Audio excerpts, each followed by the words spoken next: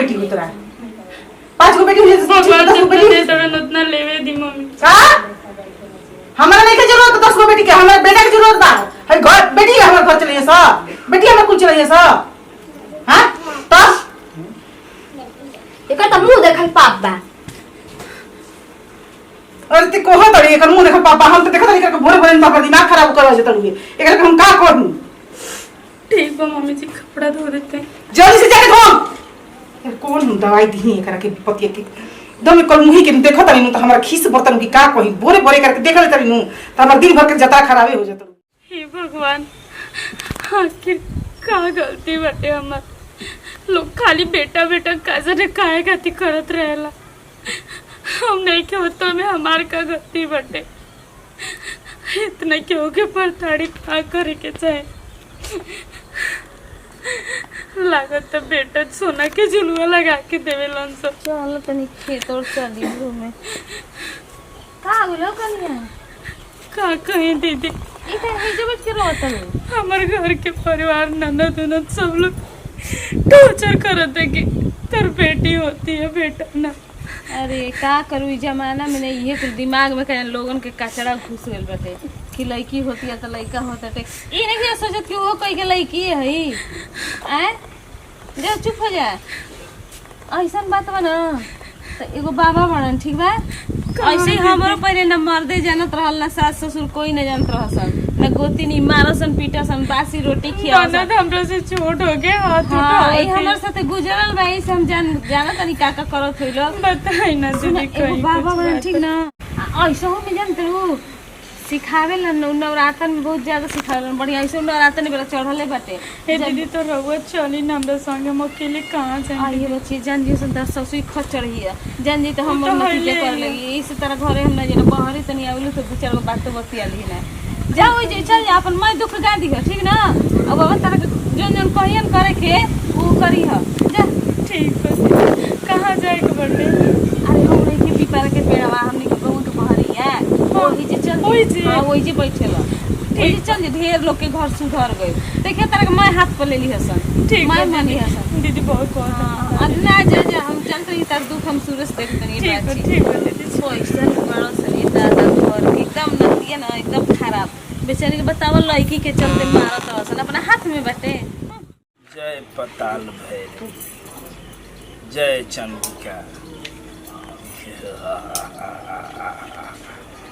जय चंडिका जय महाकाल का समय आ गई बा पहले के जमाना में बहुत लोग तंत्र मंत्र सीखत रहे लेकिन आज एक भी कोई सीखे नहीं खियावल का हमनिए तकले खत्म हो जाई का जरूर केहू न केहू शैतान के पुजारी आई फिर से शैतान के कायम होई शक्ति धरती पसंद शैतान ही शैतान बाबा गोर लागत का कष्ट हो गई बच्चा तोरा बोल बाबा हमार कष्ट ये बाटे कि हमार लड़की होकर टेंशन और लड़का खाती हमर ससुराल वाले बहुत प्रताड़ित करत हो ये तो बहुत नॉर्मल कष्ट बा ये बहुत छोट कष्ट बा तोरा खातिर ये पूरा हो सकेला तो भगवान भिरी जइबे एने ओने जइबे बहुत समय लगी डॉक्टर भिरी जइबे बहुत समय लगी लेकिन एगो ऐसन साधना बा प्रेत पिशाच पूजा विद्या कि बहुत कम समय में ते जैसे हम धरती पर अपन शक्ति स्थापित कैले बानी वैसे ही तू स्थापित करबे घर में हुकूमत चलेबे हुकूमत जे तोरा एकरा खातिर तहरा कुछ सीखे के पड़ी जादू टोना काला विद्या का सीखे के चाहता रे बोल तोर का इच्छा बा कौन इच्छा चाहिए तोरा बोल का चाहिए बाबा हमर लड़का हो जाए घर में हमरा के लोग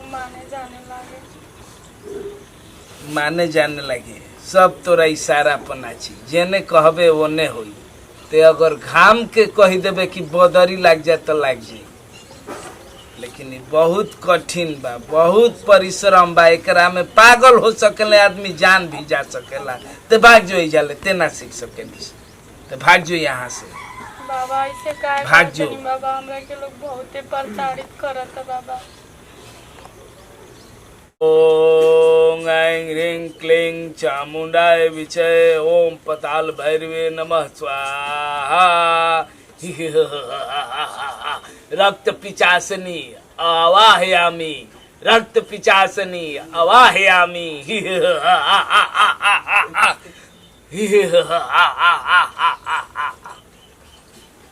माते माते मैं बहुत प्रसन्न हूँ माते। पिचासनी इस अबला नारी की रक्षा कर माँ, और अपनी हमारी जितने भी शैतानी शक्तियाँ के पुजारी हैं उनको शक्ति दो माँ, प्रबल शक्ति दो। और ये वचन दी है कि आने वाली दशहरा दशई में ये तंत्र सीखकर तुम्हारी ही अधीन बनेगी। अपनी दासी की बलि स्वीकार करना माँ, स्वीकार करो।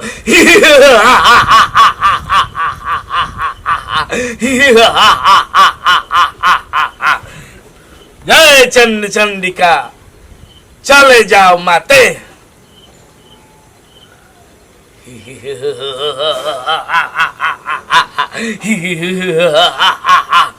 जो बच्ची जो अब घरे जो। आज बहुत हमनी खाती शुभ मुहूर्त, शुभ दिन एकम है। आज ये श्मशान के द्वार पर केहू ना आवे, शैतान आवेलन शैतान। लेकिन बच्ची आज तू आई बारे, आज प्रथम बलि दे, आज तोर बलि सिद्धि हुई। आज अपन गर्भ के ही बलि दे बच्ची, गर्भ के ही बलि दे। और एकरा 3 दिन के बाद से प्रकोप चालू हो जाई, तोर घर के सब गुलाम हो जाई, सब गुलाम। लेट जो यहाँ पर बच्ची, लेट जो, लेट बच्ची लेट। बाबा दोनों हाथ ऐसे कह के बच्ची पूरा लेटे के नहीं की बोलो, ऐसे बच्ची लेट, माता के शरण में ले। ओम क्राम क्रीम चा चा चामुंडाय विचय, ओम क्राम क्रीम चा चा चामुंडाय विचय, ओम क्राम क्रीम चा चामुंडाय विचय, ओम क्राम क्रीम चा चामुंडाय विचय। पताल भैरवी, इसकी बलि स्वीकार करो माँ, स्वीकार करो, स्वीकार करो माँ। जय माता। आई बाबा पेटवा दुखाता। अरे माही, आये बेटा, आये बाबा पेटवा दुखा लगल बाबा। आये माही पेटवा। माते आज दसई के फर्स्ट एकम के बलि देलसी। आज से ही हमनी के काला जादू विद्या के प्रथम चरण के द्वार पर आ गई माते। अब राउर कृपा चाहिए माँ।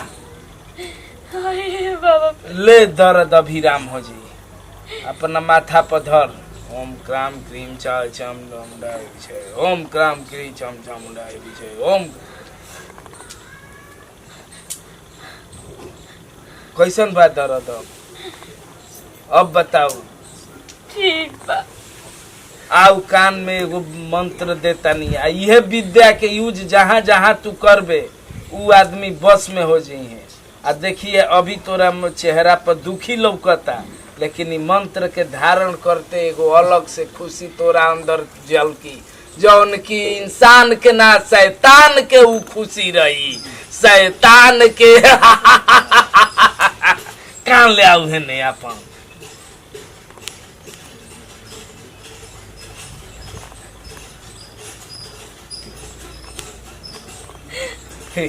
हाँ सही करे के बा।